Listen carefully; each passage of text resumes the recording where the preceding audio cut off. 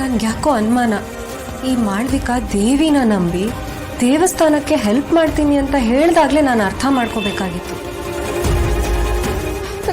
ಸರಿ ನೋಡು, ಆಕಾಶ ಏನಾಗಿದೆ?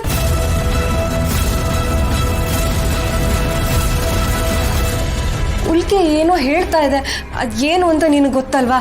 ಪ್ಲೀಸ್ ಅಪ್ಪ, ಸತ್ಯ ಏನು ಅಂತ ಹೇಳು. ತಿಳಿದಿಲ್ಲ, ಮನುಷ್ಯನಿಗೆ ಎಲ್ಲವೂ ತಿಳಿದಿಲ್ಲ. ಕಣ್ಣಿಗೆ ಕಂಡದ್ದು ಬರೀ ನಾಟಕ, ಕಣ್ಣಿಗೆ ಕಾಣದ್ದು ಅಸಲಿ ರಹಸ್ಯ. ಅಸಲಿ ರಹಸ್ಯ ಭೂಮಿ ಮೇಲೆ ದೇವಸ್ಥಾನಗಳಿವೆ. ಎಲ್ಲಾ ಕಲ್ಲುಗಳು, ಮುಚ್ಚಿದ ಬಾಗಿಲುಗಳು, ಶಕ್ತಿ ಶಕ್ತಿ ಅಜ್ಞಾತ ಶಕ್ತಿಗಳು, ಎಲ್ಲವೂ ಎಚ್ಚರ, ಎಲ್ಲವೂ ಇಂದು ಎಚ್ಚರ. ಅಜ್ಞಾತ ಶಕ್ತಿಗಳ, ಮುಚ್ಚಿದ ಬಾಗ್ಲುಗಳ? ಅಪ್ಪ ಏನ್ ಹೇಳ್ತಿದ್ಯಾ? ನನ್ಗೆ ಅರ್ಥ ಆಗ್ತಿಲ್ಲ. ಚಿಕ್ಕಪ್ಪ ಹೇಳಿದ್ರು ಇವತ್ತು ದೇವಸ್ಥಾನದ ಬಾಗ್ಲು ಮುಚ್ತಿರೋದು ದೇವಿಯ ವಿಶ್ರಾಂತಿಗೆ. ಇವತ್ತು ಆ ಜಗನ್ಮಾತೆ ಮಲ್ಗೋ ದಿನ ಅಂತೆ, ದುಷ್ಟ ಶಕ್ತಿ ಅಬ್ಬರಿಸೋ ದಿನ ಅಂತೆ. ಅಪ್ಪ ಇವತ್ತು ಯಾಕೋ ಗೊತ್ತಿಲ್ಲ, ಏನೋ ನಡೆಯತ್ತೆ ಅಂತ ಅನ್ನಿಸ್ತಾ ಇದೆ. ನೀನು ಕೂಡ ಹೀಗೆ ಭಯ ಪಡ್ಕೊಂಡು ಇಲ್ಲಿಗೆ ಬಂದಿದ್ಯಾ ಅಂದ್ರೆ ಏನೋ ವಿಷಯ ಇದ್ದೇ ಇರತ್ತೆ. ದಯವಿಟ್ಟು ಏನು ಅಂತ ಹೇಳಪ್ಪ.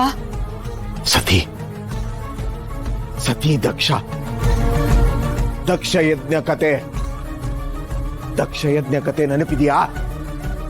ಹ್ಞೂ ಅಪ್ಪ, ನೆನಪಿದೆ.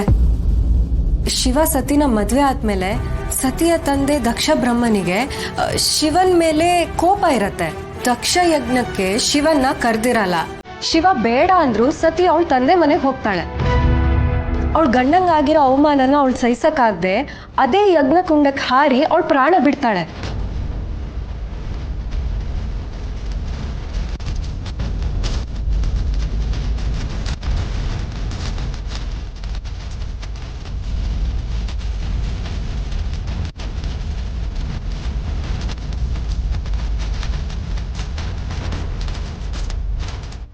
ಕೈಗೆ ವಿರಹ, ಕೋಪ, ರುದ್ರ, ಶಿವ, ಬೆಂಕಿ ಕೆಂಡದಂತ ಸತಿ ದೇಹ